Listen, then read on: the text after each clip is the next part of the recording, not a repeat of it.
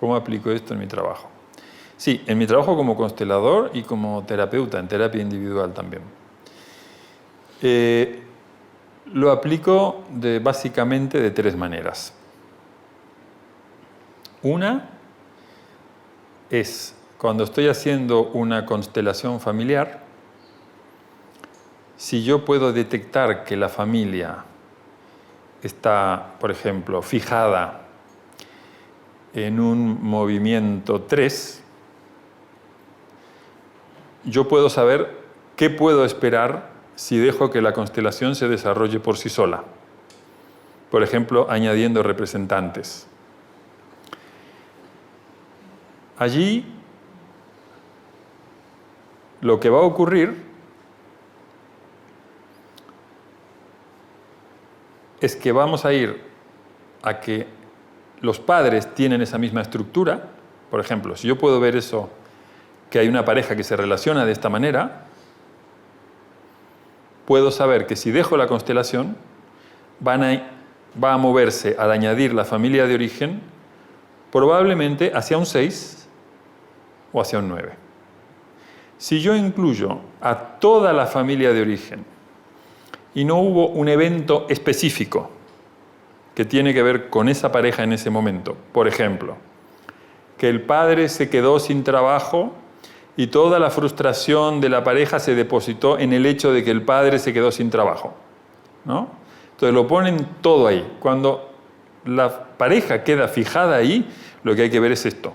Porque ahí, ¿qué ocurre? Un hijo o una hija dice: yo soy la solución. Yo seré todo lo brillante que tú no pudiste ser, por ejemplo. Ese es un típico origen 3. ¿Qué ocurre ahí? Que, claro, los padres no son fijos en el tiempo. Para el primer hijo se sintoniza con un aspecto de los padres. El segundo hijo se sintoniza con otro aspecto, aunque solo sea porque el primero ya tomó algo. Cada nuevo hijo, cuando uno lo mira así, es la oportunidad que tiene la familia de relacionarse con un aspecto de su historia que todavía está inconclusa.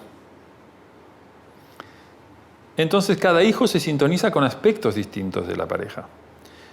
Yo puedo ir viendo en la constelación ese movimiento. La segunda forma en que puedo trabajar es la que comenté antes. En una constelación o en una sesión individual, cuando veo que la persona, digamos, es muy leal a la historia, en general es leal a la historia o porque está traumatizada, o porque hubo mucho dolor o mucha rabia, algo que no se pudo resolver, y la manera que encontraron fue fijarlo, por ejemplo, en una manera de contar las cosas. Mamá es distante, papá es cariñoso. Y el hijo tiene una gran dificultad en abrirse a poder mirar a los padres y a la totalidad de la familia y sentirse incluido sin tener que arreglarlo, sin tener que entrometerse, para tomar su lugar y poder tomar la fuerza y hacer su vida. Si esto es muy difícil, muchas veces es más fácil cuando ve que eso mismo le pasa consigo mismo. Perdón por la redundancia. Entonces, cuando puede ver que ese mismo movimiento que rechaza en los padres o que quiere solucionar en los padres, lo tiene en su propia vida, está mucho más motivado para hacer algo al respecto. Y además sabe que con eso sí lo puede hacer. Porque muchas veces resulta muy difícil para muchas personas asumir que eso es de los padres y yo mejor no me meto ahí. Porque vivieron mucho dolor, tienen mucho anhelo de unión con los padres, a veces todos lo tenemos, ¿no? Muy inconscientemente.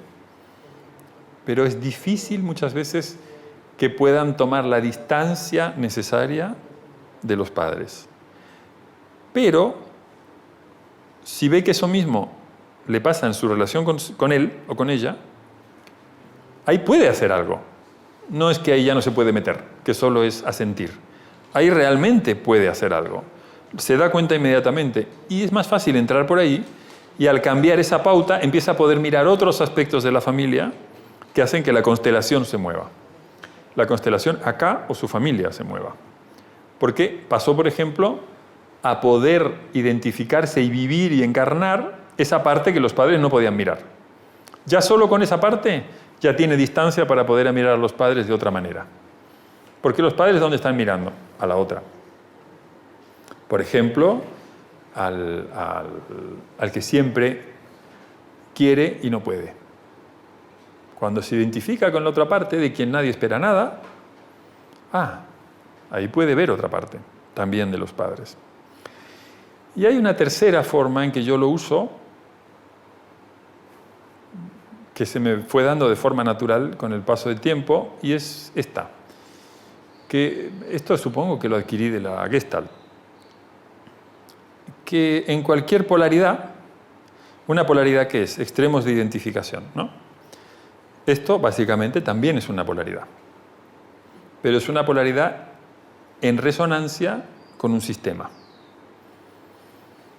O sea, una polaridad de identificación muy básica. ¿Qué ocurre? Que si la persona está muy identificada con una de las dos partes, por ejemplo, en un 9, está identificado con un aspecto y se coloca frente a mí, me proyecta una de las partes y se aleja y se aleja y se aleja y se aleja y se desconecta cuando está conmigo, yo puedo sentir qué otra parte hay que tiene sentido en esta relación. Entonces, si yo me identifico con el espacio que me deja libre para relacionarme con él o con ella, mi cliente, cuando se identifica con uno de esos dos aspectos, tengo acceso directo a lo que siente cuando está en el otro lado. Es como si... ¿Vieron como en los payasos, que siempre hay uno serio y otro torpe? Si uno me propone y se hace el torpe, ya sé lo que me propone a mí, que sea el serio. Pero si yo puedo, en lugar de reaccionar con seriedad y decirle, pero tenés que trabajar, ¿no? ¿Qué has venido aquí a hacer el bobo? Si en lugar de esto yo puedo dejarme sentir cuál es el lugar que la persona me deja libre, acabo de entrar a todo un aspecto de él que es suyo, pero que proyecta en el mundo. Y puedo trabajar gestálticamente y decirle, identifícate ahora tú con eso, por ejemplo, una silla, ¿no? Ahora, haz de esa parte. Pero puedo hacer otra cosa, puedo dejarme sentir esto y abrirme yo a la experiencia sin hacer nada. Al cabo de un tiempo, la persona empieza a expresarlo. ¿Por qué? Porque ahora puede relacionarse con eso a través mío. Siempre y cuando yo no haga nada. Siempre y cuando me lo permita y, por ejemplo, si hay una frase, no la diga. Entonces, al cabo de un rato, la dice el otro. Ahí se ha producido un cambio en la identificación y, con suerte, una integración. No sé si se entiende esto. ¿Sí? ¿No? ¿Muy raro? Es dejar el espacio. ¿Qué me está dejando libre el otro? Porque cuando uno lo ve así, ¿qué es la estructura de carácter? Es el espacio que quedaba libre en la familia para que la persona se identificara. No estaba todo el espacio libre. Puede haber hermanos o abuelos o... Había una parte. Entonces, por ejemplo, supongamos el eneatipo 4. Así como en el 3 lo que vamos a encontrar es una parte que avanza y otra que retrocede porque le teme, porque le está exigiendo la parte que avanza que se convierta en algo en lugar de que simplemente sea. En el eneatipo 4 lo que encontramos es que hay una parte que se está expresando con mucha intensidad, que está expresándose inocentemente, pero que otra parte se niega a relacionarse con ella. Entonces el eneatipo 4 se basa en esta pauta. Me niego a relacionarme con lo que eres y con lo que expresas. Y literalmente una de las partes le da la espalda a la otra. ¿Cuál es el tema allí? Que no puede soportar lo que viene de dentro, el 4. Entonces, es muy emocional, es muy intenso, muy avergonzado. ¿Por qué? Porque no puede dejar que simplemente exista y surja lo que viene de ella. Para el 4 siempre es más interesante lo que está afuera. ahí siempre hay algo mejor. Lo que viene de mí, no, ahí le doy, en el momento en que tomo contacto con esto, le doy la espalda. Entonces, ¿qué ocurre? Que tenemos exactamente lo mismo en los padres. Uno le daba la espalda al otro. No es necesariamente porque la relación fuera mala. Por ejemplo, puede ser que le da la espalda uno a otro porque tiene que atender a un hijo discapacitado. Este es un ejemplo que se ve mucho. Pero el hecho es que uno de los dos se expresa hacia el otro, le propone, le dice, quiere, y el otro no puede recibir esto. No lo puede escuchar, no lo puede mirar, ¿por qué? Porque está con el dolor de tener que cuidar o con la añoranza de una expareja o de una tragedia que pasó en su familia o de algo sin resolver. No puede estar escuchando y recibiendo lo que viene del otro. Cuando nosotros ponemos al padre y a la madre, encontraremos esta estructura. Pero ¿qué ocurre si ponemos a los abuelos? Si ponemos a los abuelos, e incluso algunas veces a los bisabuelos, nos vamos a encontrar que en la rama paterna o materna, y muy frecuentemente en las dos, pero en diferentes generaciones, alguien está tratando de relacionarse típicamente con un muerto. Vamos a encontrar a alguien que mira a un muerto y que está fijado ahí.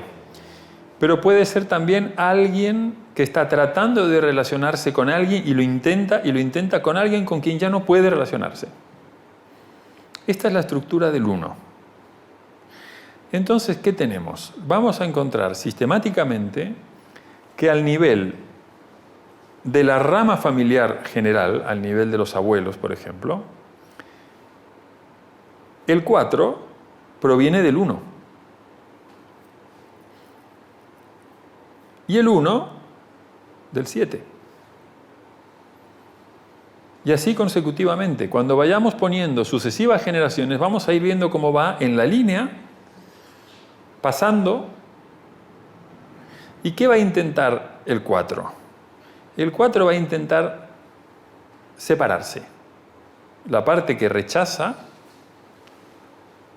recibir lo que viene de sí misma o de sí mismo, va a dar la espalda y se va a ir a una esquina de la habitación. ¿Y qué va a hacer ahí? Va a hacer algo que indique que no puede relacionarse con nadie más. Es decir, que es único. Se va a aislar. Ese es el 2.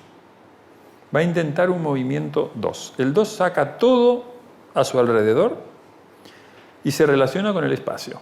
El movimiento del 2 es solo yo. Soy especial. No hay nadie más equivalente a mí. Entonces, podemos ir viendo en sucesivas generaciones que los movimientos de la línea se respetan. Es decir, si lo hacemos fenomenológicamente, es decir, que no hacemos intervenciones, quiero decir con frases, con rituales, solamente permitimos los movimientos hasta donde sea posible. Cuando es posible continuarlos y pasamos a sucesivas generaciones, los movimientos espontáneos de la constelación siguen las líneas del eneagrama. Por supuesto, no con la claridad que lo hemos visto acá. Justamente la dificultad es que como han pasado muchas cosas que no han podido ser elaboradas, las imágenes muchas veces están mezcladas con otros aspectos que provienen de las ramas laterales o de experiencias de la vida. Porque en la vida, mientras tanto, van pasando cosas. El 1 está siempre mirando, por ejemplo, es muy frecuente que en las familias 1, en las generaciones anteriores, haya habido alguna muerte violenta. O haya habido alguna situación, por ejemplo, un accidente de auto repentino con una muerte y la persona no se pudo despedir. Entonces está en contacto con eso sin decirle adiós, pero sin decirle hola. Esta es la cosa 1. Entonces, ¿qué le pasa al 1? Que todo el tiempo en su vida se le acercan tareas imposibles. Todo aquello que está mal, que está caído sin fuerza, el 1 es como un imán. ¿Y qué hace? Y lo levanta. Pero a su vez, ¿de dónde viene esto? Del 7. ¿Qué vamos a encontrar en el 7? Separación. Los duelos negados, las separaciones de familias, los conflictos intrafamiliares, todo esto es 7. El problema con el 7 es que una parte va en una dirección y otra parte va en la contraria. Cuando el 7 dice, sí, después de 10 años de trabajar acá, por fin me siento identificado, inmediatamente empieza a mirar la empresa de enfrente. O el culo de la vecina, cualquier cosa. Lo que sea, porque ahora que siente que él pertenece ahí, se tiene que ir. Esta es la dificultad. Entonces, ¿qué va a pasar? Lo mismo va a ocurrir con sus padres. Hay que buscar cuál es la dimensión en la cual no se podían encontrar. Iban en direcciones opuestas. Puede haber sido un momento en la historia de la pareja, pero es un momento que tiene que ver con este hijo. Este hijo o hija hizo sintonía, se sintonizó con este movimiento. ¿Sí? ¿Había alguna pregunta más? No me acuerdo. No, yo dije que pasa cuando tenés varios hijos. Varios hijos. Esto, ¿qué pasa cuando hay varios hijos? Es lo que decía ahora, que en realidad cada hijo está expuesto y sintonizado con aspectos diferentes de los padres. Entonces no es que la relación entre los padres es única. Tiene un montón de niveles, conscientes e inconscientes, que tienen que ver con la relación con sus propios padres, de cada uno de los padres. Entonces cada hijo, por orden, se va sintonizando con aspectos diferentes.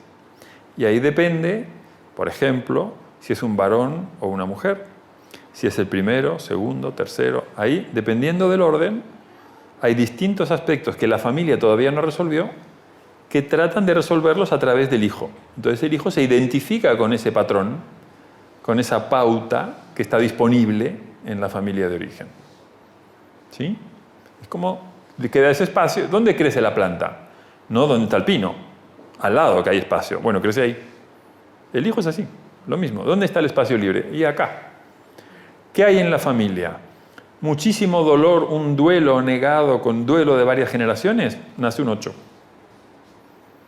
En medio de la tristeza, de la pena, del duelo negado, aparecerá un 8 probablemente. Claro, si uno lo mira desde el punto de vista del eneagrama, para eso hace falta una cierta constitución física, una cierta historia de vida, una predisposición y luego ciertos hechos que se van dando. Pero todo eso, cuando uno lo mira desde las constelaciones, ya viene dado. Es el paquete. Entonces, ahí existe esa posibilidad. Lo que me interesa es que nos demos cuenta de que para cada eneatipo, cuando uno lo mira así, va inextricablemente unido a un ambiente. Entonces, ¿qué ocurre? Que cada estructura de carácter se siente completa cuando está dentro de un ambiente que funciona igual. ¿Por qué? Porque le suena a su relación primaria con los padres. Lo que pasa que, casi seguro, ese ambiente es lo último que necesita para crecer. Porque de eso ya tuvo demasiado. Necesita algo diferente. Y, por ejemplo, si nosotros conocemos estas líneas, podemos saber, tal vez, qué tipo de movimiento en la familia le puede hacer bien. O qué aspecto le falta por vivir, por ejemplo. Porque uno lo puede ver ahí.